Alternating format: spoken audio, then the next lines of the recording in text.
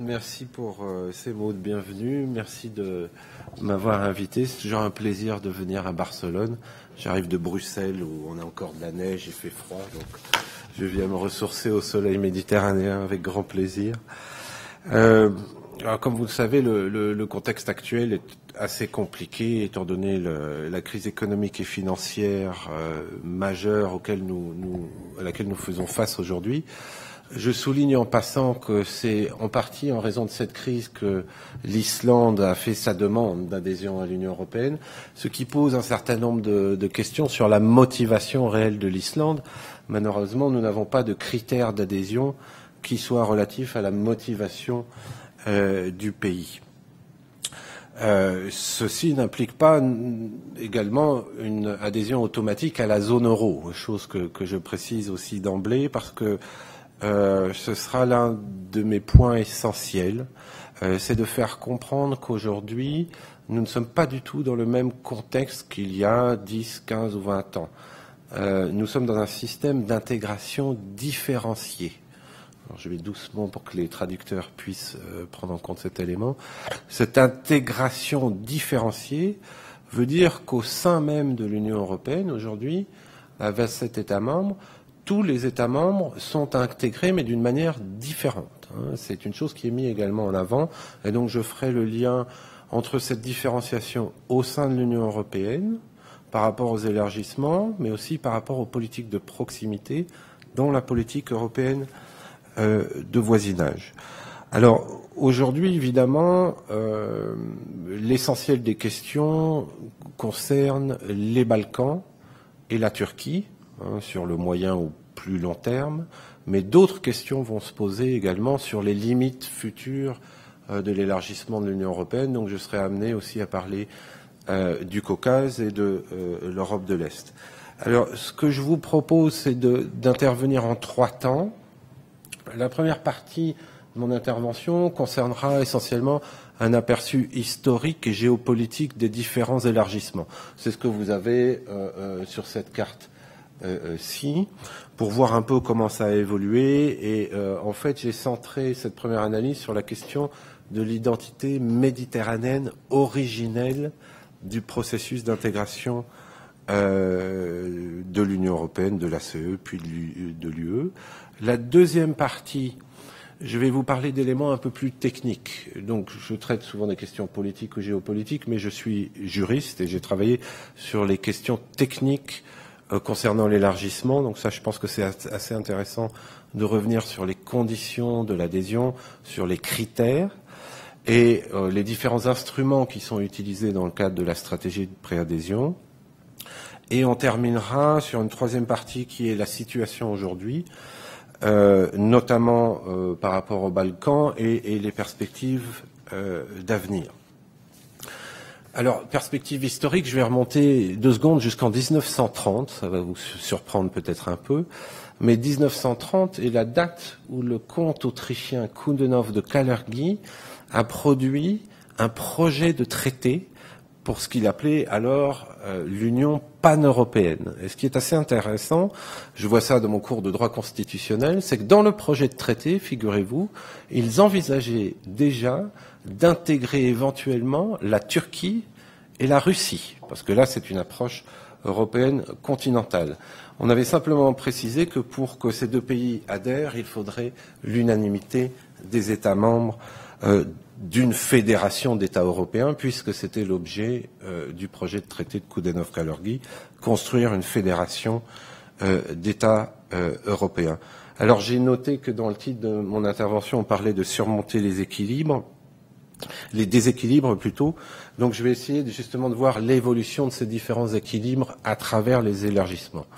On commence en 1957, qui est la date des traités de Rome, avec 6 États membres, la France, l'Allemagne et le Benelux, chose importante. On a souvent tendance à se référer au couple franco-allemand, mais on oublie vraiment l'importance du rôle qui a été joué par le Benelux, qui était déjà une intégration régionale économique très poussée, plus l'Italie. Donc, voilà les 6 États membres fondateurs.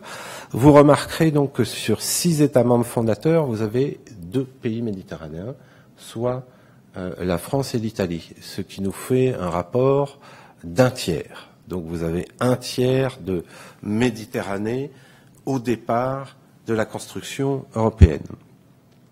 Premier élargissement que vous pouvez voir sur la carte, c'est l'élargissement à l'Irlande, au Royaume-Uni et au Danemark. Donc là, on passe à 9 États membres et il est très clair qu'en termes d'identité ou d'aspect plus géopolitique, on retrouve une dimension qui est plus atlantique, plus nordique, avec déjà un élément pour ce qui est des pays scandinaves. Et là, évidemment, le rapport est assez différent puisqu'on n'a plus que 2 États membres méditerranéens sur 9.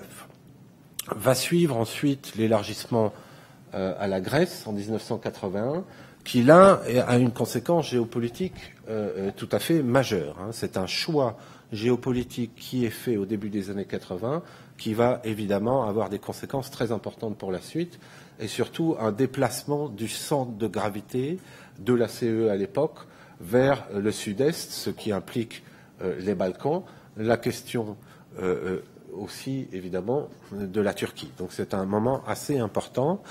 J'ai tendance généralement à lier l'élargissement de la Grèce en 81 à l'élargissement à l'Espagne et au Portugal en 86 pour considérer que finalement c'est un grand élargissement méditerranéen. Alors là, vous pourrez me dire, mais le Portugal n'est pas un pays méditerranéen. Ce à quoi je vous répondrai, oui, mais je considère que c'est un pays méditerranéen assimilé. Alors comment puis-je dire que c'est un pays méditerranéen assimilé? À votre avis, est-ce que le Portugal est un pays méditerranéen?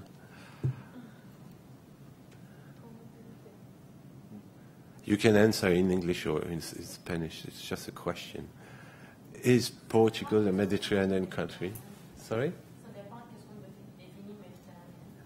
Alors, quelle est votre définition de la Méditerranée? C'est la culture. Oui. Oui. Et effectivement, alors mes amis portugais vous diront que la limite de la Méditerranée, c'est la limite de l'olivier. Si vous avez des oliviers chez vous, vous êtes méditerranéen. Je reviendrai sur ce critère de différenciation plus tard. Mais d'un point de vue juridique, ce que vous devrez savoir, c'est que dans les traités d'adhésion, donc qui sont les traités qui permettent de conclure un contrat pour faire adhérer un pays à l'Union européenne, le Portugal a été effectivement assimilé à un pays méditerranéen. Pourquoi? Parce qu'il n'y a pas que la culture, il y a l'économie aussi. Je crois qu'il y a certains économistes parmi vous. Le Portugal produit des produits méditerranéens, des produits notamment agricoles méditerranéens, d'où la nécessité, du point de vue juridique, d'assimiler le Portugal à un pays méditerranéen en tant que tel. On peut penser à l'huile d'olive, encore une fois, ou à d'autres éléments. Donc, c'est un élément qui peut être discutable, mais on peut prendre en compte quand même le Portugal comme un pays méditerranéen assimilé si on raisonne en termes d'intérêt et en termes plus économiques. On pourrait revenir sur l'histoire. Ça, c'est à débattre. 4e élargissement, 1995. Là, nous allons avoir l'Autriche, la Finlande et la Suède qui vont adhérer. Donc, c'est un mélange, en fait, et je crois qu'à côté de moi, à mes côtés, j'ai un grand spécialiste qui a participé aux négociations pour ce qui concerne la Finlande, donc j'imagine qu'on pourra revenir sur cette question-là. Là, on passe à une union à 15 États membres. Ce qui est important de noter, c'est que c'est le premier élargissement après la fin de la guerre froide. Donc c'est un élément non négligeable qui est pris en compte ici. Autriche, Finlande, Suède, vous avez une dimension scandinave qui est nettement plus affirmée, ça c'est évident. Une dimension nordique qui commence à apparaître. Mais vous avez aussi une dimension centre-européenne qui n'est pas négligeable avec l'Autriche. Ensuite, vous allez avoir ce qu'on a appelé le Big Bang Enlargement. Donc ça, c'est le grand élargissement de 2004, qui a modifié énormément de choses, et c'est bien sûr sur cet élargissement que je vais revenir un peu par la suite. Alors, le problème, c'est que cet élargissement n'a pas été très bien présenté, n'a pas été très bien compris. On a souvent parlé d'un élargissement est-européen. En fait, quand vous regardez la carte et les pays qui ont adhéré en 2004, vous vous rendez compte que ce n'est pas le cas. Alors, 10 pays ont adhéré en 2004, mais parmi ces 10 pays, il y avait plusieurs pays méditerranéens. Lesquels et combien? si vous regardez la carte. Malte, oui. Chypre. Et on oublie souvent le troisième. Slovénie. N'oubliez jamais que la Slovénie, très clairement, a un accès à la mer Méditerranée. Donc, c'est en partie un pays balkanique, mais c'est aussi un pays méditerranéen. Ce qui n'était pas évident au départ. C'est-à-dire que moi, j'ai eu des étudiants slovènes qui sont venus assez rapidement avant et après l'élargissement, et je leur disais, écoutez, ce serait intéressant pour vous de faire un mémoire sur les questions méditerranéennes, parce que vous allez voir, à un moment ou à un autre, la Slovénie va redécouvrir sa dimension méditerranéenne. Les deux étudiants qui ont écrit un mémoire avec moi sont au ministère des Affaires étrangères et travaillent sur la question, parce qu'évidemment, ils ont dû définir au moins quelques structures. À ce niveau-là, n'oubliez pas aussi que vous avez, comme vous le savez, une université méditerranéenne qui est basée à ce niveau-là. Donc, ce grand élargissement n'est pas seulement un élargissement est-européen. Vous avez Chypre, Estonie, Hongrie, Lettonie, Lituanie, Malte, Pologne, République slovaque, République tchèque et Slovénie.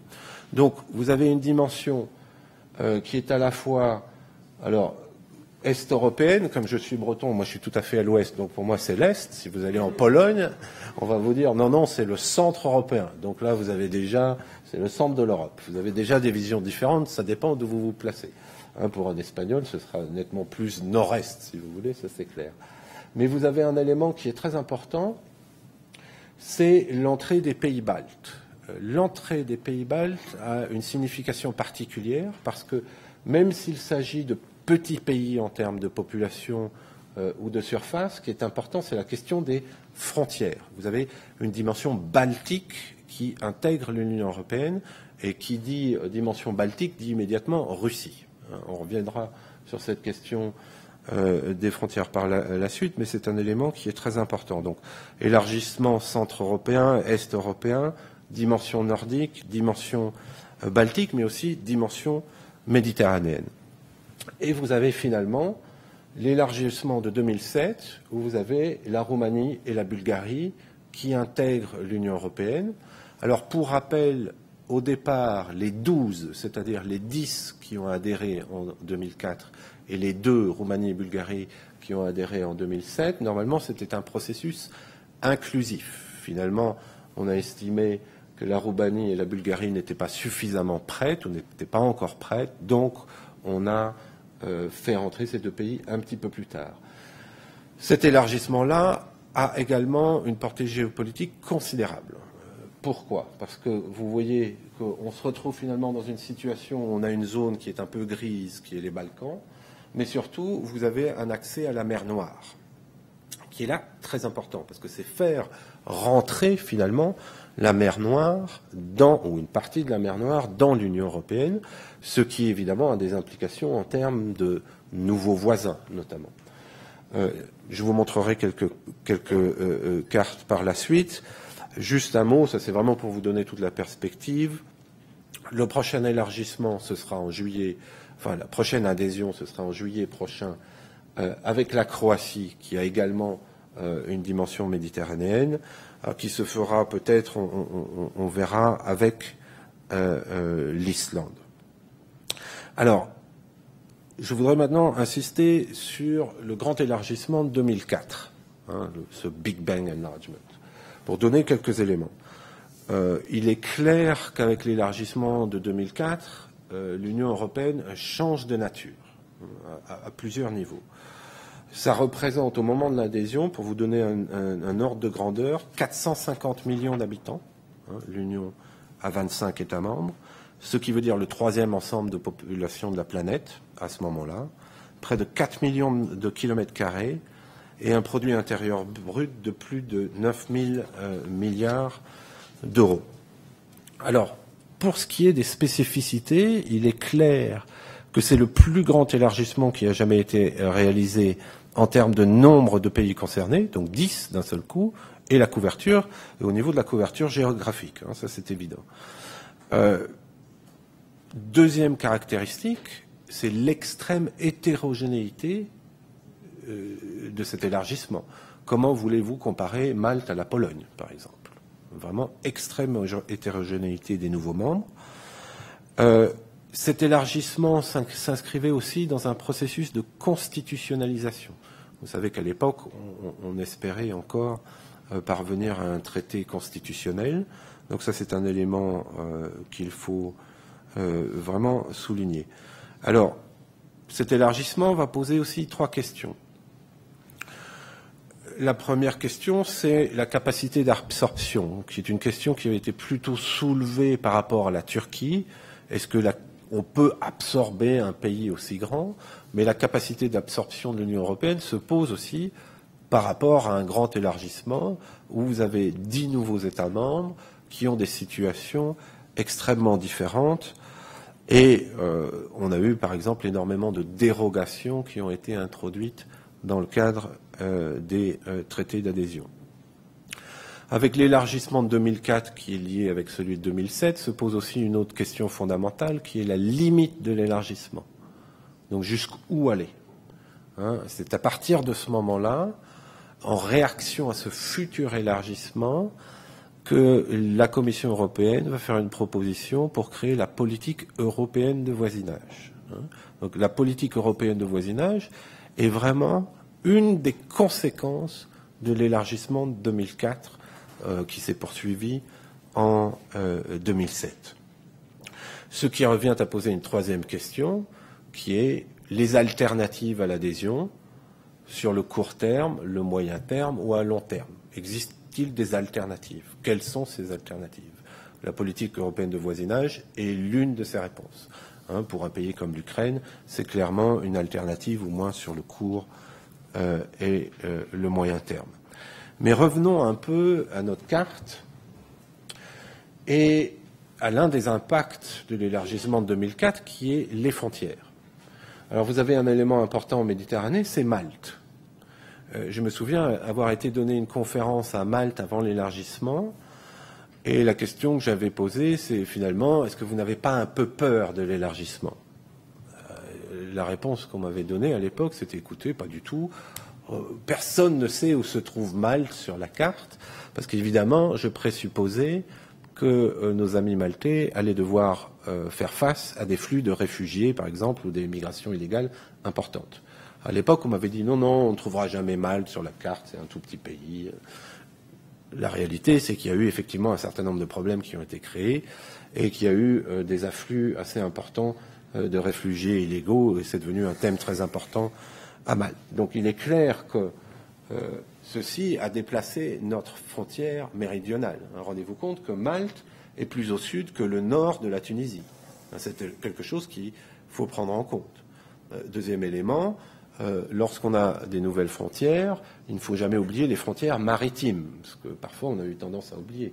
Et là, vous voyez clairement, on fait face à la Tunisie, on fait face à la Libye, et on a vu ce qui s'est passé au cours des derniers mois. C'est une position stratégique, géopolitique, d'une importance considérable, un véritable porte-avions au milieu, au centre de la Méditerranée.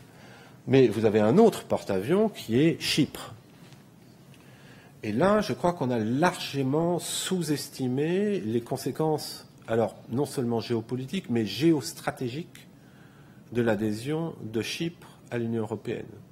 Géostratégique, pourquoi? Parce que si vous prenez la portée des missiles balistiques, vous allez vous rendre compte d'une chose, c'est qu'avec l'adhésion de Chypre à l'Union européenne, nous sommes dans le rayon d'action d'un certain nombre de missiles qui peuvent, par exemple, partir d'Iran. Je vous dirais que ce n'est pas un scénario utopique. Je rappellerai que M. Kadhafi avait envoyé des missiles sur l'île de Lampedusa. Donc ça, c'est un élément très important. Mais en même temps, ce porte-avions qu'est Chypre permet de mettre en place des opérations militaires, et ça a été le cas notamment au Liban. Donc, c'est véritablement un porte-avions qui se situe cette fois-ci sur la partie orientale de la Méditerranée, avec des voisins tels que la Syrie, le Liban, Israël ou les territoires palestiniens, avec tout ce que cela peut impliquer éventuellement. Et ça, ces deux éléments géopolitiques et géostratégiques en Méditerranée ont, à mon avis, été un petit peu sous-estimés. Et je reviendrai certainement sur cette question-là. n'oublions pas que le conflit chypriote n'a pas été résolu avant que Chypre n'accède à l'Union européenne, ce qui, évidemment, nous pose un certain nombre de problèmes. Alors, deuxième élément qui me paraît assez intéressant, alors je vais essayer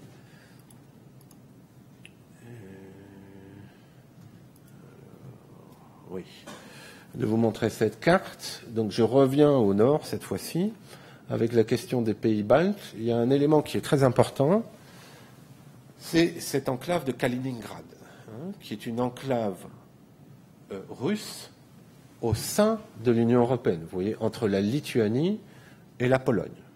D'accord ?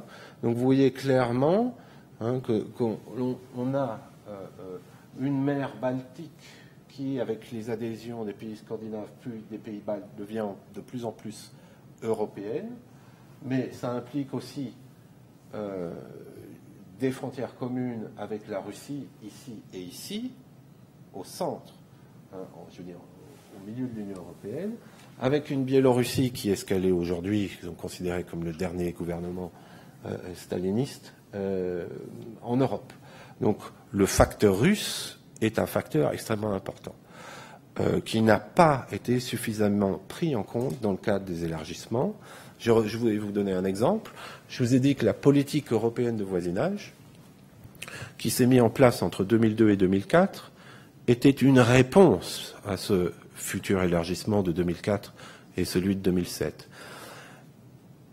Et le pays qui était visé à l'origine par la politique européenne de voisinage, c'était avant tout la Russie. La politique de voisinage, ce que beaucoup de gens ont tendance à oublier, a été conçue pour la Russie en tant que telle.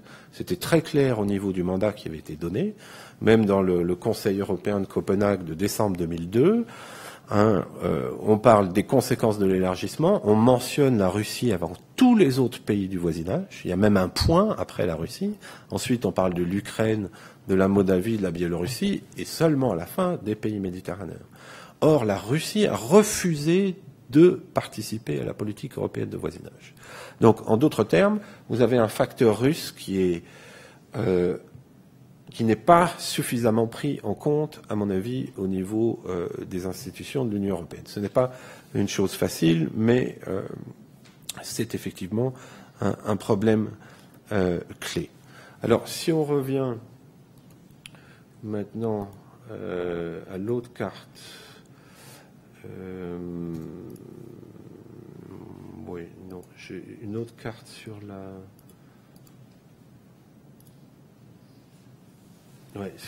mer Noire. Donc ça, c'est plutôt l'élargissement de 2007, pour prendre encore 2-3 éléments.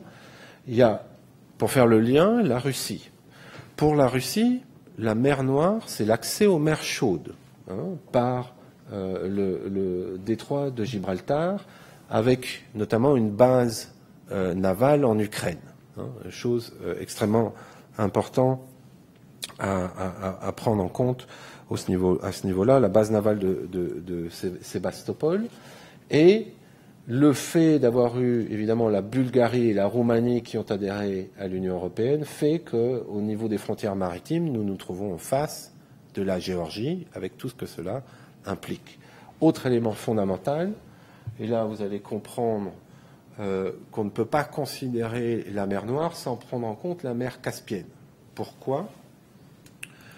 Pour des raisons essentiellement... Alors, je vais essayer d'aller voir... je ne l'ai pas. Est-ce que je peux...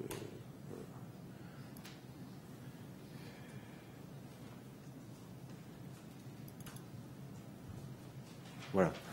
Vous avez une carte ici que j'ai fait préparer avec une collègue qui vous donne une idée des réseaux énergétiques qui en fait relient la mer Caspienne, où des ressources en pétrole et en gaz sont extrêmement importantes, soit à la mer Noire directement, mais de manière plus importante, directement à la mer Méditerranée. D'accord ? Donc vous voyez vraiment l'importance géopolitique de la mer Noire par rapport à la mer Caspienne, étant entendu que la Géorgie, l'Arménie et l'Azerbaïdjan font partie de la politique européenne de voisinage, mais pourraient éventuellement un jour adhérer à l'Union européenne. Là, la question n'est pas tranchée. Je reviendrai sur ce grand point d'interrogation par la suite. Un petit mot quand même de la Roumanie et de la Bulgarie par rapport à l'identité méditerranéenne. J'avais été à Sofia et j'avais posé la même question parce qu'à l'époque, M. Sarkozy avait lancé son projet d'union de la Méditerranée avant que ça devienne union pour la Méditerranée. C'est-à-dire le projet original de Sarkozy excluait tous les pays qui n'étaient pas méditerranéens. Et je me souviens qu'à l'époque, la Bulgarie et la Roumanie avaient protesté en disant non, nous voulons faire partie de ce projet d'union de la Méditerranée. Donc, ayant été à Sofia à cette époque-là, j'ai posé la même question, est-ce que vous vous sentez méditerranéen? Il m'avait dit oui, nous sommes méditerranéens. Je dis, il y a beaucoup de méditerranéens. Je dis, j'ai un petit critère, est-ce que vous avez des oliviers? Ils m'ont dit oui, on en a 2, 3, dont un au ministère des Affaires étrangères. Je dis bon, alors, c'est bien, on pourra éventuellement vous considérer comme un pays méditerranéen assimilé. Mais vous voyez que la Méditerranée, ça va très très loin. La mer Noire a toujours été considérée, on l'appelait le pont euxien, comme un prolongement méditerranéen.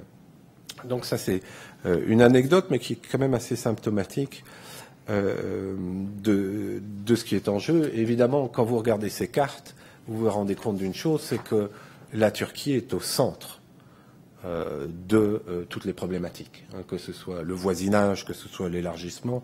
Ce sera ce qu'on appelle en anglais un litmus test pour voir jusqu'où l'Union européenne peut aller.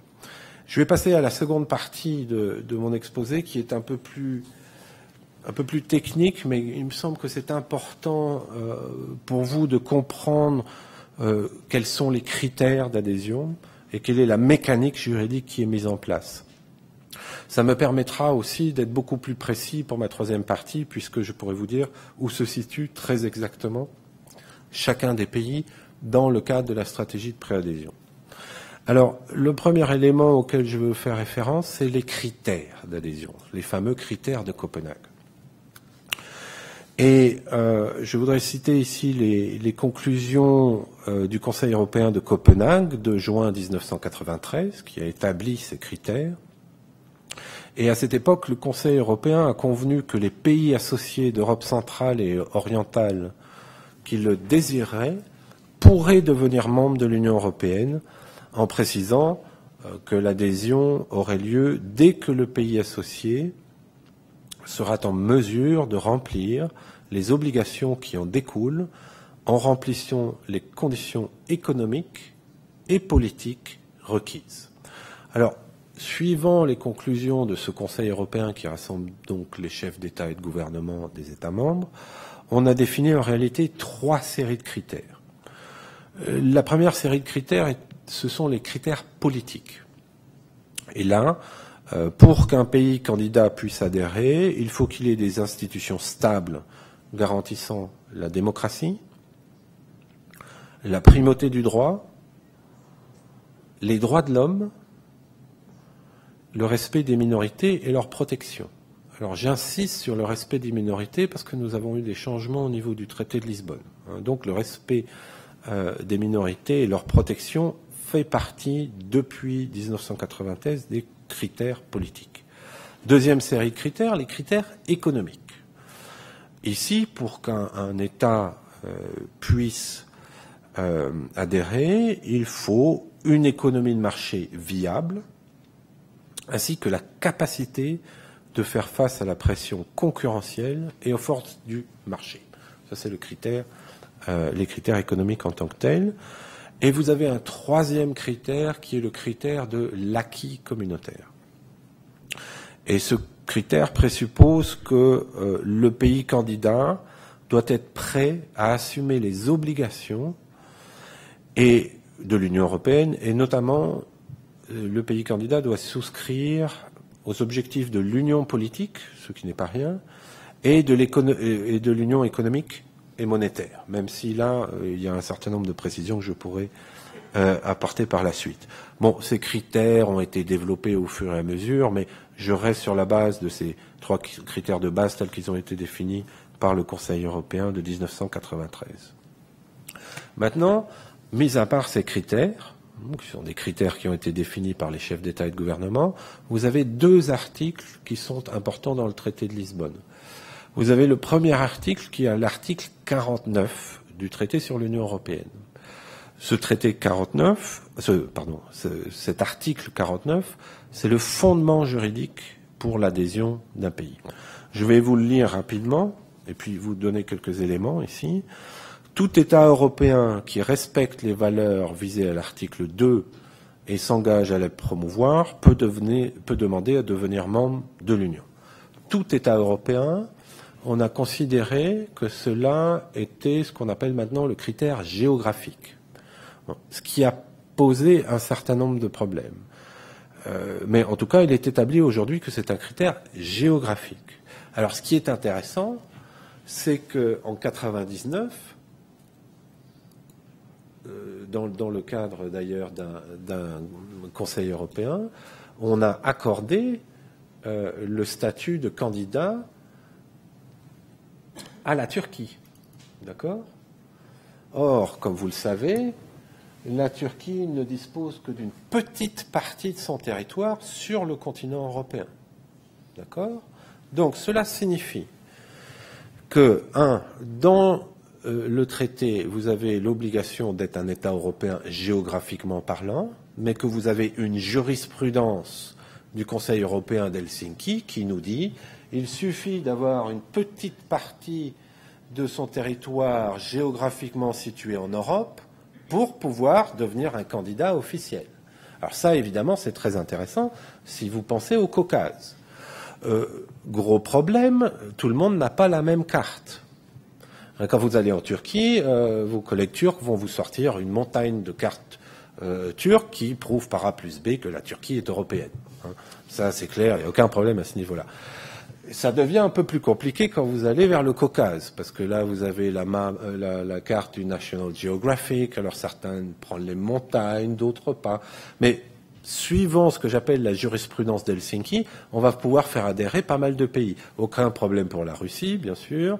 A priori, les 3 pays du Caucase, Géorgie, Arménie, Azerbaïdjan, ça devient plus compliqué, mais pourrait éventuellement adhérer, puisqu'on a accepté qu'un pays se voit accorder le statut officiel de candidat, alors que ce pays n'a qu'une petite partie de son territoire géographiquement situé sur le continent européen. Donc ça, c'est la première phrase de l'article 49. Je continue, l'article 49. Le Parlement européen et les parlements nationaux sont informés de cette demande. Ça, c'est la procédure, si vous voulez. L'État demandeur adresse sa demande au Conseil, donc le Conseil des ministres, lequel va se prononcer à l'unanimité après avoir consulté la Commission et après approbation du Parlement européen. Alors là, je vous donne quelques éléments au niveau de la procédure. La Commission va effectivement émettre un avis. Cet avis est très important.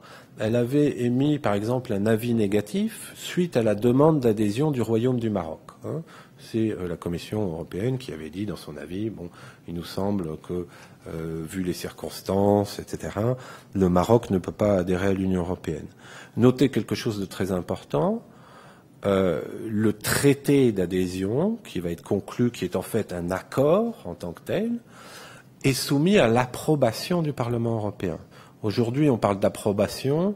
Autrefois, c'était l'avis conforme. C'est en fait un droit de veto. Donc, soyez bien conscients que le Parlement européen a un droit de veto. Le Parlement européen peut parfaitement mettre son veto à l'adhésion d'un candidat, quoi qu'en pensent les États membres, etc. Vous pouvez imaginer évidemment les pressions politiques qui se feront jour à cette occasion. Et finalement, dernier élément, les critères d'éligibilité sont approuvés par le Conseil européen. Je vous ai donné les critères de Copenhague. La deuxième partie de cet article 49 concerne simplement le traité d'adhésion, donc je ne vais pas revenir là-dessus. Mais ce qui est intéressant, c'est que vous avez donc cet article 49 qui est la procédure d'adhésion, avec ce critère géographique qui est important, mais vous avez noté que l'article 49 faisait référence au principe de l'article 2 de Lisbonne. Alors, juste une petite chose, je voudrais vous donner ce qu'était cet article 2, qui était en fait l'article 6 de Nice, pour vous montrer qu'il y a eu une évolution par rapport à ces valeurs. Et ça, c'est assez, je pense, assez intéressant. Donc, l'ancien article 6, devenu article 2, mentionnait la chose suivante. L'Union est fondée sur les principes de la liberté, de la démocratie, du respect des droits de l'homme et des libertés fondamentales, ainsi que de l'état de droit, principes qui sont communs aux États membres. Alors, ce qui était intéressant, c'est que cet article, en fait, définissait les valeurs de l'Union européenne pour tous les États membres.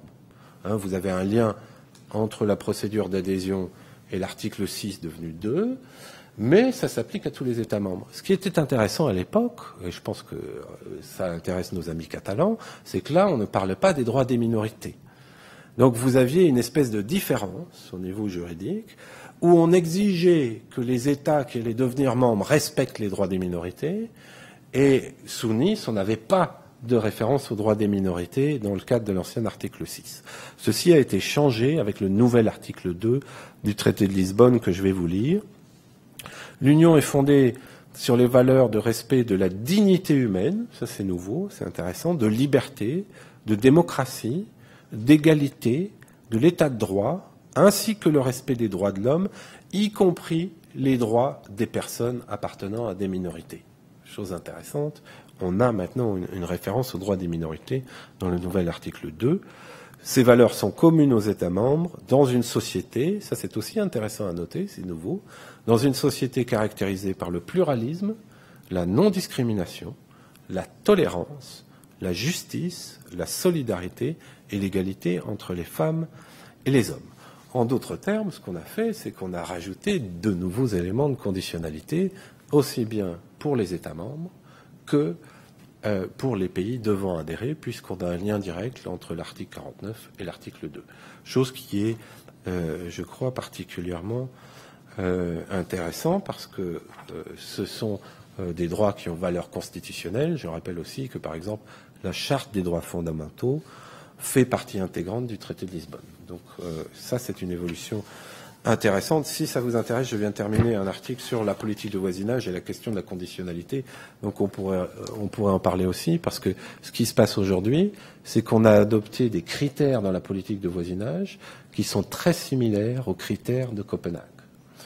Chose assez inquiétante en même temps, parce que c'est bien joli de définir des grands principes de respect et de non-discrimination, mais si ces principes ne sont pas respectés, ça pose problème. Je vais vous donner un exemple très clair dans le cadre de la stratégie de préadhésion.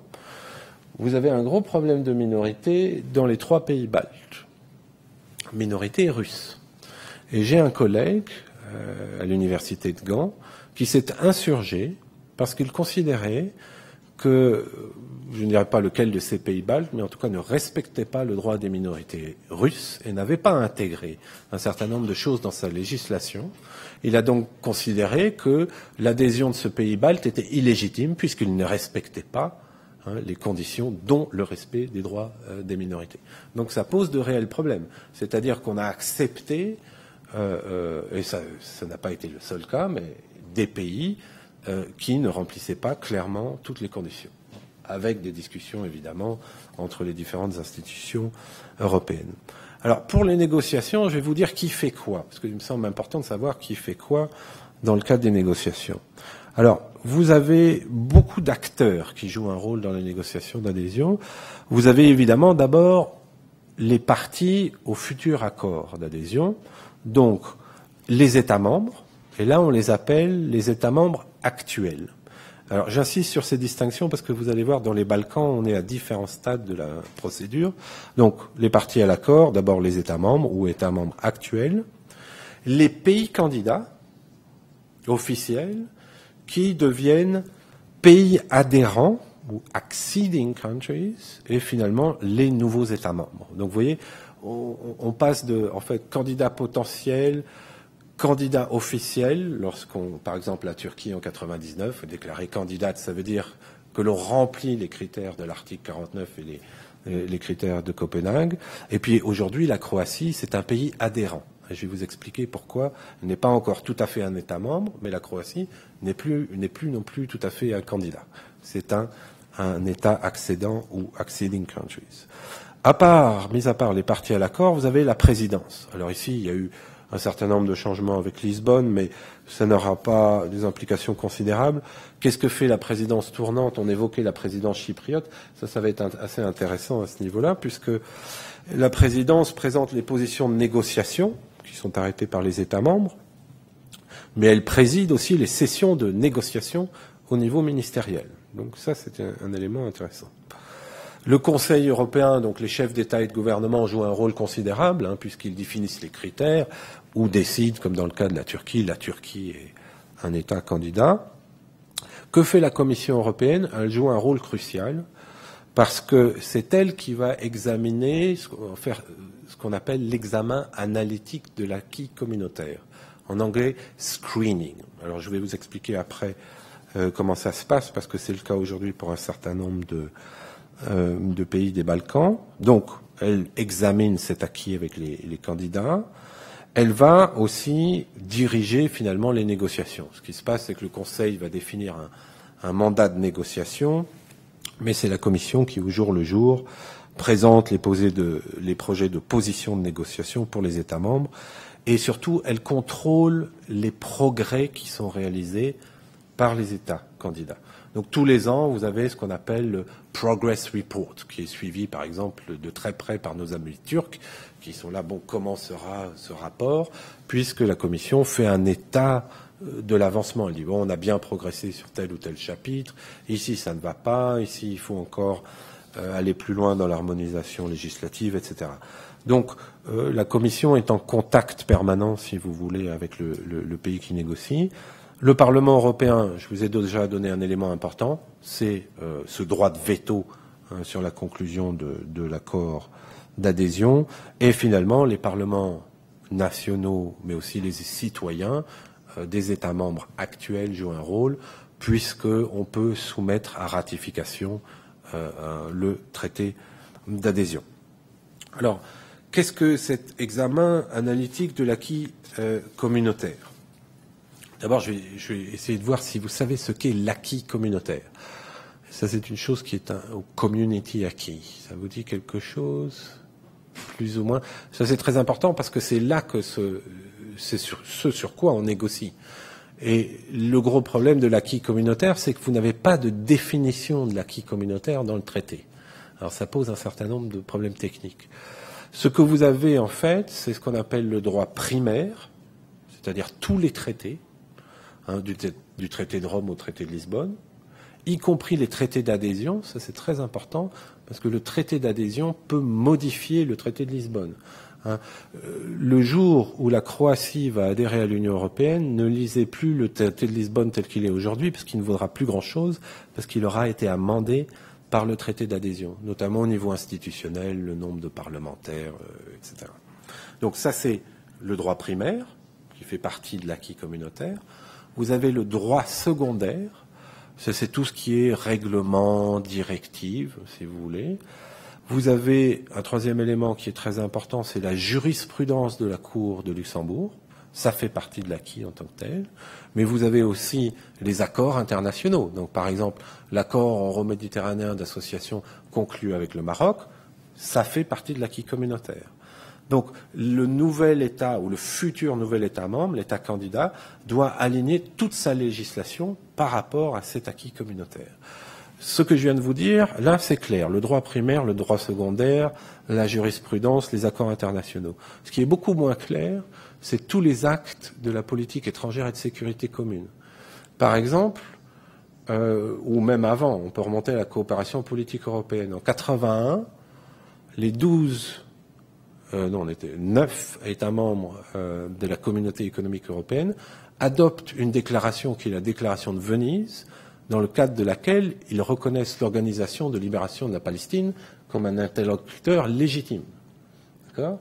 Ma question est de savoir, est-ce que cette position politique, qui est un acte de coopération politique européenne, doit être ou pas intégrée ou respectée par les nouveaux États membres? Et là, c'est pas trop, on est un peu dans le flou.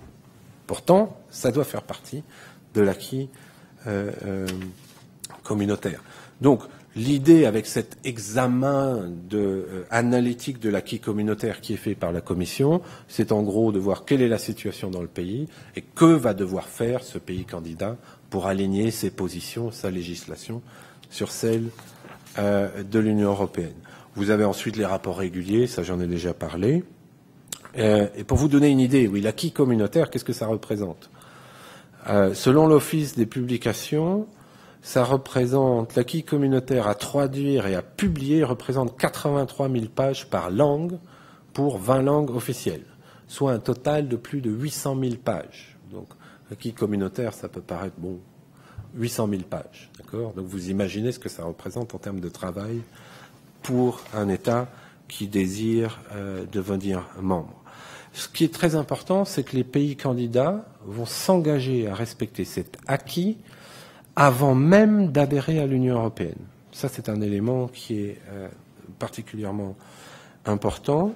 Deuxième élément, on peut négocier, dans le cadre du traité d'adhésion, des dérogations.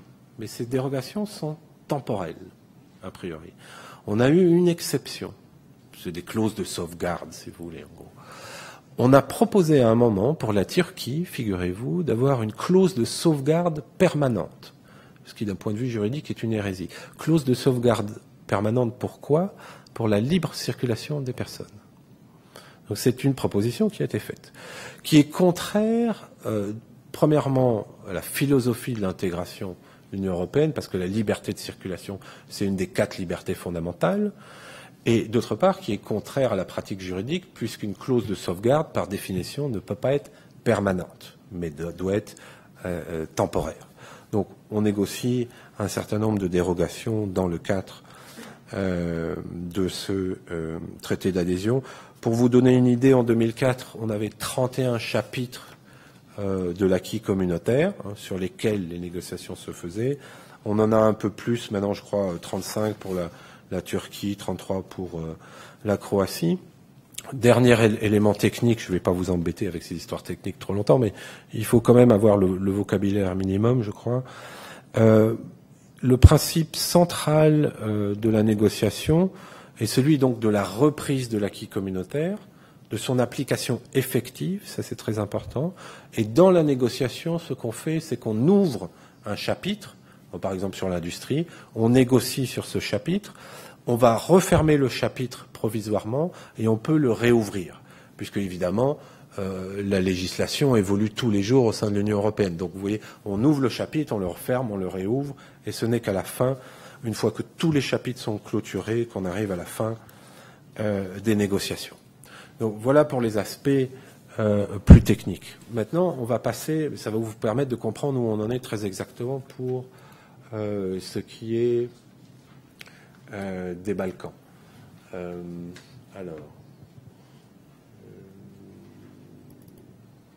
Voilà, vous avez une carte un peu plus claire. Alors, pour ce qui est des Balkans, je vais d'abord revenir sur un élément qui est très important. Cette zone-là est très spécifique dans les relations extérieures de l'Union européenne, étant donné les guerres de Yougoslavie. On a mis en place ce qu'on a appelé un processus de stabilisation et d'association. Ce processus de stabilisation et d'association a été lancé en 1999 pour créer un cadre politique de stabilisation des Balkans, si vous voulez. C'était ça l'idée. Au départ, ce processus de stabilisation-association se fonde sur 3 volets.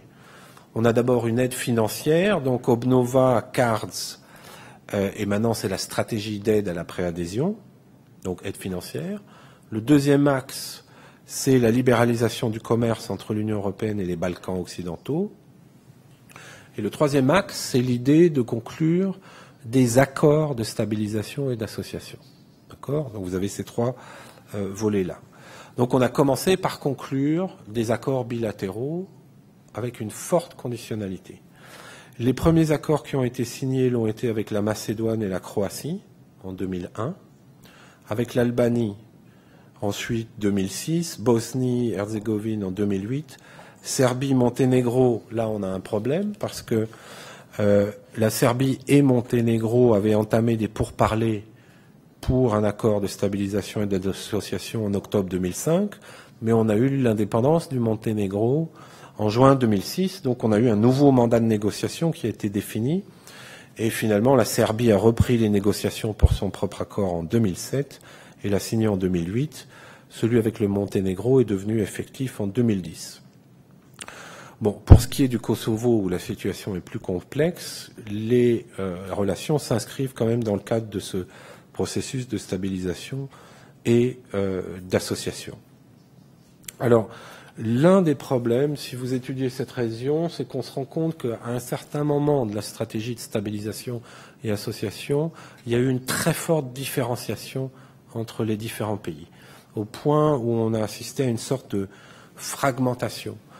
Vous devez comprendre que, j'essaye d'expliquer ça de manière simple, dans la stratégie de préadhésion, la Commission européenne essaye de susciter une certaine concurrence entre les candidats.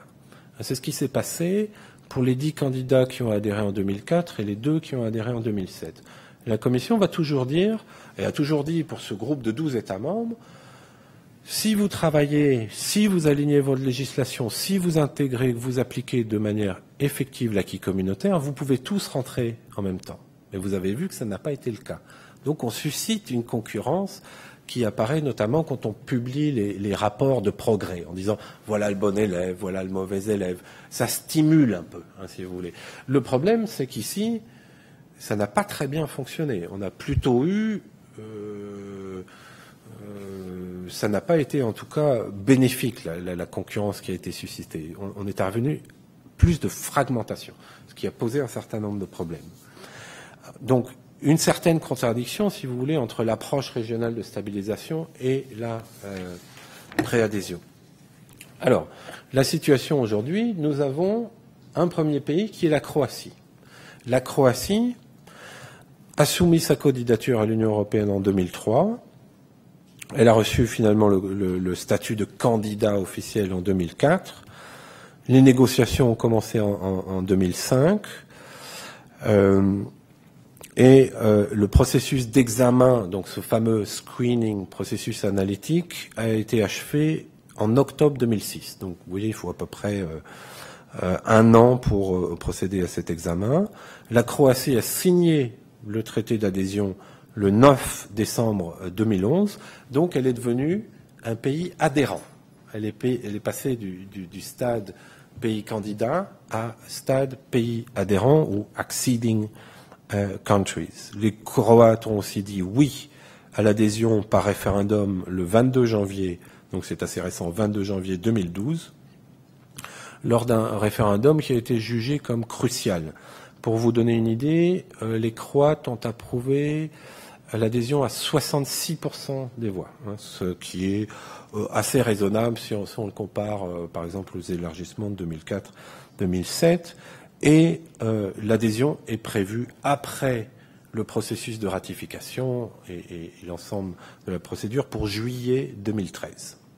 Donc ça, ce sera normalement, si tout se passe bien, le prochain État membre, le 28e État membre. Je vous rappellerai toutefois un élément non négligeable, c'est que lorsque l'ex-Yougoslavie s'est désintégrée et que la Croatie est devenue un nouvel État membre, nous avons eu un très gros problème au niveau diplomatique au sein de l'Union européenne, parce que l'Allemagne a reconnu avant tous les autres États membres la Croatie, ce qui a suscité un certain nombre de tensions. Donc j'imagine que la Croatie sera un nouvel État membre sous observation pendant un certain temps. Donc on a un pays adhérent, la Croatie. On a 4 candidats aujourd'hui, 4 candidats officiels. Le premier, c'est la Turquie. Alors je sais que mon ami le professeur Attila Eralp est venu vous faire une conférence. Je ne vais pas m'appesantir sur la Turquie, mais on pourra en parler parce que c'est si vous le désirez, parce que c'est un pays que je connais assez bien. Vous avez ensuite l'ARYM, pas la Macédoine, mais l'ancienne République yougoslave de Macédoine, alors qui, elle, a présenté sa demande d'adhésion à l'Union européenne en mars 2004. Et le Conseil des ministres a finalement décidé de mettre en œuvre la procédure de l'article 49 en mai 2004. Ici, il y a un problème qui est assez spécifique, dont vous avez certainement entendu parler, c'est le nom de Macédoine, qui n'est pas reconnu par la Grèce, et il semble que la résolution du problème du non soit devenue une précondition à l'adhésion en tant que telle. Donc ça pose encore un certain nombre de problèmes. Vous avez l'Islande, ça c'est une des candidates les plus récentes puisqu'elle a déposé sa candidature en juillet 2009. L'Islande, par contre, est un pays assez particulier parce que l'Islande fait partie de l'espace économique européen et participe à la Convention de Schengen, ce qui signifie que l'Islande est déjà relativement bien intégrée dans les structures de l'Union européenne, ce qui implique que les négociations seront très courtes, puisque, à l'exception de la politique de la pêche, où il risque d'avoir quand même un certain nombre de choses, les négociations d'un point de vue technique ne seront pas difficiles. Ici, le cadre de négociation a été adopté en juillet 2010.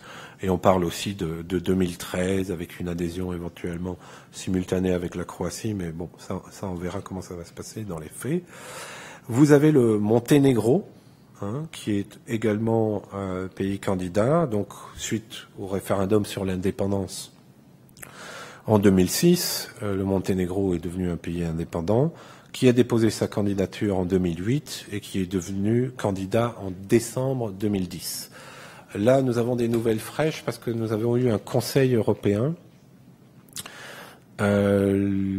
qui, du 12 décembre 2011, qui a déclaré, là c'est en anglais, The European Council welcomed the Commission assessment on the good progress made by Montenegro and with a view to opening accession negotiation with the country in June 2012. Donc on pense que les négociations vont commencer en juin prochain. Le Conseil a demandé à la Commission de préparer le cadre de négociation et a demandé à la Commission de faire son fameux examen analytique. Donc, vous voyez, pour le Monténégro, ça avance. Et nous avons ensuite, finalement, last but not least, des candidats potentiels.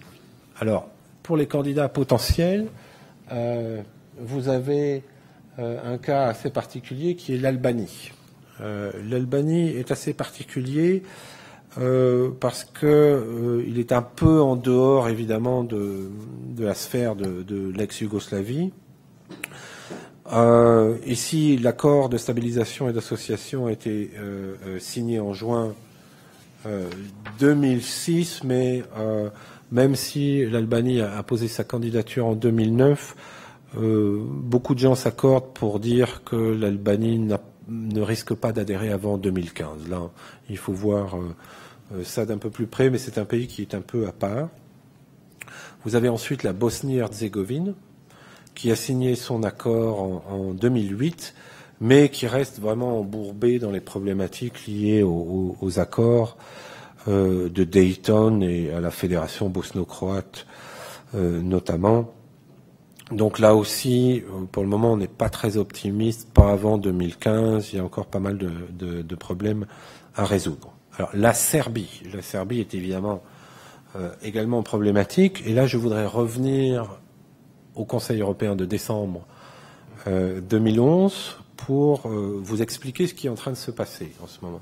Donc, nos chefs d'État et de gouvernement ont déclaré The European Council noted the considerable progress Serbia has made towards fulfilling the Copenhagen political criteria. Donc, vous savez de quoi il s'agit.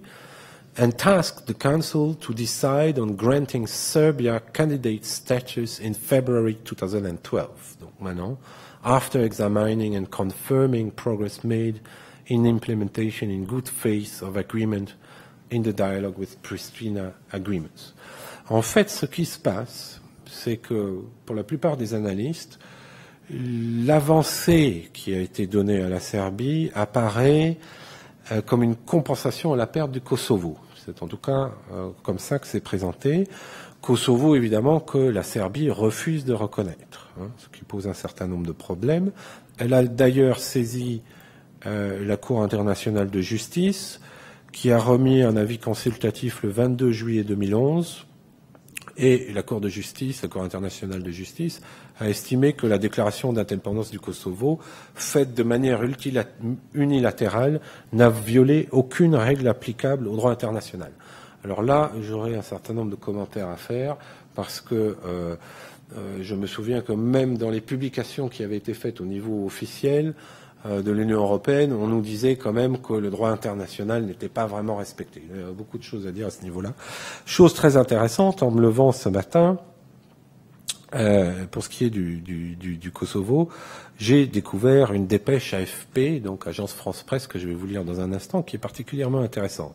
Mais avant ça, je voudrais vous rappeler d'une part que seuls 22 États membres ont reconnu le Kosovo officiellement, mais que Chypre, l'Espagne, la Grèce, la Roumanie et la Slovaquie n'ont pas reconnu le Kosovo. Alors quelle est cette dépêche de ce matin ? Les Serbes du nord du Kosovo ont fait un bras d'honneur, je ne sais pas comment ça va être traduit, ont fait un bras d'honneur à la Serbie et à l'Union européenne, donc c'est une dépêche officielle de l'agence France Presse, lors d'un référendum rejetant avec une quasi-unanimité le Kosovo indépendant et dénonçant les concessions qui lui sont faites par Belgrade, selon eux, sous la pression de Bruxelles. Selon les résultats définitifs, 99,74% des participants ont répondu non à la question. Quelle était la question ? Acceptez-vous les institutions de la prétendue République du Kosovo installée à Pristina ? Voilà quelle était la question. Seuls 69 votants ont répondu par oui, selon la commission électorale. Alors, ce référendum n'a pas valeur juridique, mais ça vous donne quand même très clairement une idée de ce qui est en train de se passer sur le terrain et la raison pour laquelle l'Union européenne semble faire des concessions à la Serbie, alors que nous avons un Kosovo qui est vraiment problématique. Je continue avec cette dépêche AFP, parce qu'il y a un certain nombre d'éléments assez intéressants. L'Union européenne, qui doit se prononcer prochainement sur la demande de Belgrade d'obtenir le statut de candidat à l'adhésion, a aussi critiqué la tenue du scrutin. Le bloc européen exige que des progrès dans les pourparlers entre Belgrade et Pristina qu'il parraine avant une telle décision. Certains accords ont déjà été arrachés, ce qui déplaît aux Serbes du Nord. Le responsable du gouvernement serbe, Oliver Ivanović, a accusé l'opposition en Serbie au pouvoir dans 3 des 4 municipalités d'avoir fomenté ce référendum pour ainsi capitaliser lors des législatives en Serbie prévues ce printemps. L'analyste kosovar Adrian Kolaku constate que le scrutin confirme l'incapacité de Pristina à asseoir son autorité totale sur le territoire. Je vous rappelle que sur les 120 000 Serbes qui vivent au Kosovo, soit 2 millions d'habitants, 40 000 sont dans la région du Nord, ce qui représente à peu près 11% du territoire du Kosovo. Donc ça, c'est des nouvelles très fraîches de ce matin qui vont nous permettre, j'imagine, d'amorcer la discussion. En termes de conclusion, je voudrais simplement vous dire d'abord pour les Balkans que nous faisons face à une très grande fragmentation, une différenciation très importante, avec des problèmes, je crois que la dépêche AFP est claire à ce propos-là, des problèmes extrêmement difficiles à résoudre. Je pensais à l'image de faire entrer le loup dans la bergerie. Évidemment, ici, je ne pensais pas à un pays particulier quand je pensais au loup, mais je pensais plutôt en fait à la mémoire traumatisée des guerres, des massacres, et au fait que ces questions n'ont pas été totalement résolues. Tous les criminels de guerre n'ont pas été jugés. Je veux dire, les plaies sont ouvertes. Donc quand je dis il faut faire attention de ne pas faire entrer le loup dans la bergerie, c'est ce problème de mémoire, c'est ce problème de massacres extrêmement graves qui n'ont pas été tous jugés, et c'est l'une des préconditions d'ailleurs au niveau de l'Union européenne. Donc ça, c'est un point d'inquiétude pour moi au niveau des Balkans. On peut dire évidemment de manière plus générale que la stratégie de préadhésion a été toujours, et c'est le cas, présentée comme l'un des grands succès de l'Union européenne. On a quand même quelques doutes sur le dernier élargissement de 2007, parce qu'on s'est rendu compte qu'on avait peut-être fait rentrer ces pays un peu trop tôt. Je vais vous donner un exemple très clair, c'est un exemple pratique. On a eu énormément de mal à trouver des juges compétents pour la Cour de justice. Ça a provoqué un certain nombre de problèmes. Autre problème, au niveau de l'OTAN, ça c'est encore un autre type de problème, mais qui vous donnera une idée. À l'OTAN, quand on a vu certains militaires bulgares arriver, on a eu quelques réticences parce que ces personnes avaient été formées, évidemment, au plus près du KGB. Vous voyez ce genre de choses, etc., etc. Je pourrais multiplier les exemples, mais pour la première fois, si vous voulez, on présentait toujours l'élargissement comme étant un succès formidable. Quelques années après, on s'est dit, oui, mais peut-être que là, on a été un petit peu vite. Mais c'est toujours le même problème, si vous voulez. Soit vous faites le choix politique de dire, on va aller faire rentrer rapidement pour stabiliser la zone, ou on prend le risque de laisser ces pays à l'écart, et là peut se passer ce qui peut se passer. On peut penser à la Turquie qui joue sur cet élément notamment, mais en tout cas, je crois qu'il faudra vraiment réfléchir très sérieusement au calendrier de l'élargissement. On en a déjà un que je vous ai donné plus ou moins, mais il y a quand même des questions qui se posent. L'une des grandes questions qui revient, c'est le débat élargissement-approfondissement. En anglais, c'est widening, deepening. Est-ce qu'il faut d'abord renforcer les traités, renforcer les institutions dans le cadre de la crise, ou est-ce qu'il faut d'abord élargir? Ce débat revient, mais pour moi, il est un petit peu faussé. Parce que, encore une fois, on est dans une Union européenne qui est de plus en plus différenciée. Vous avez des États membres qui sont au cœur de l'Union européenne, qui participent à toutes ces politiques, à l'Union économique et monétaire, à Schengen, qui sont actifs au niveau de la défense, qui sont actifs dans toutes les politiques. Vous avez d'autres États membres qui ne sont pas dans Schengen, ou qui alors sont des États membres qui sont neutres, donc qui ne participent pas aux opérations de défense ou de sécurité. Donc vous avez vraiment une intégration par strate. Et d'un autre côté, vous avez tous les voisins qui sont en train d'adopter l'acquis communautaire que j'ai évoqué. Donc ce que l'on fait dans la politique de voisinage, c'est qu'on exporte notre acquis communautaire. Donc le Maroc, la Tunisie, etc. sont en train de s'intégrer très fortement à l'Union européenne. Je vais vous donner un exemple. Le Maroc et la Turquie ont participé à des opérations militaires dans les Balkans. L'Irlande ou l'Autriche n'ont jamais participé à aucune opération militaire de l'Union européenne en matière de sécurité et de défense. Donc, toutes ces choses-là sont en train vraiment d'évoluer. On a de plus en plus d'alternatives à l'adhésion. Le problème, par rapport à ces alternatives à l'adhésion, vous voyez que, par exemple, le Maroc, la Tunisie peuvent s'intégrer très fortement à l'Union européenne, peuvent intégrer l'acquis communautaire. Par contre, leur problème, c'est qu'ils n'ont pas accès au processus décisionnel. C'est la même chose pour la Turquie. Aujourd'hui, la Turquie est en union douanière avec l'Union européenne, donc elle est fortement intégrée d'un point de vue économique, mais elle ne peut pas infléchir les décisions. Elle n'a pas accès au processus décisionnel. Si vous avez travaillé sur l'Union pour la Méditerranée ou la PEV, vous avez certainement lu ce qu'avait dit Prodi, tout sauf les institutions. C'est une chose qui n'a pas toujours été bien comprise. Mais ce que ça veut dire, c'est que vous pouvez vous intégrer autant que vous voulez à l'Union européenne, mais vous n'aurez pas d'accès au processus décisionnel. D'accord ? C'est là la clé.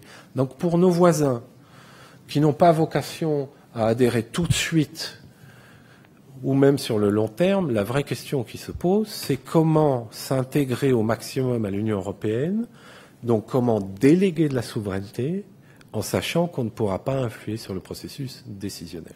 Donc ça, c'est un élément qui me paraît très important. Il me reste 3 questions pour l'Union européenne. Quand faire entrer le reste des candidats et des candidats potentiels, y compris la Turquie? Il faut qu'on pose cette question de manière très claire. Que faire des pays du Caucase? Vous l'avez vu, Arménie, Géorgie, Azerbaïdjan, c'est une question qui est posée. On a la jurisprudence d'Helsinki, la Turquie, mais la question reste quand même, à mon avis, sur la table. Et à plus long terme, est-ce qu'on ne pourrait pas faire rentrer les pays du Maghreb? Vous allez me dire, c'est absurde, ils ne sont pas européens. C'est pas si absurde que ça, et vous avez des États membres, dont la Grande-Bretagne, qui se sont prononcés officiellement pour une adhésion des pays de l'Afrique du Nord, mais à plus long terme. Donc c'est une question qu'on ne peut pas écarter, à mon avis.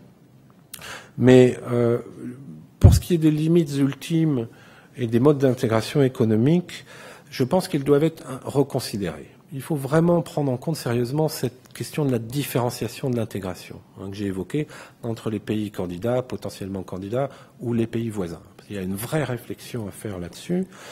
Et dans l'idéal, il faudrait revenir à les méthodes communautaires qui mettent en avant l'intérêt général.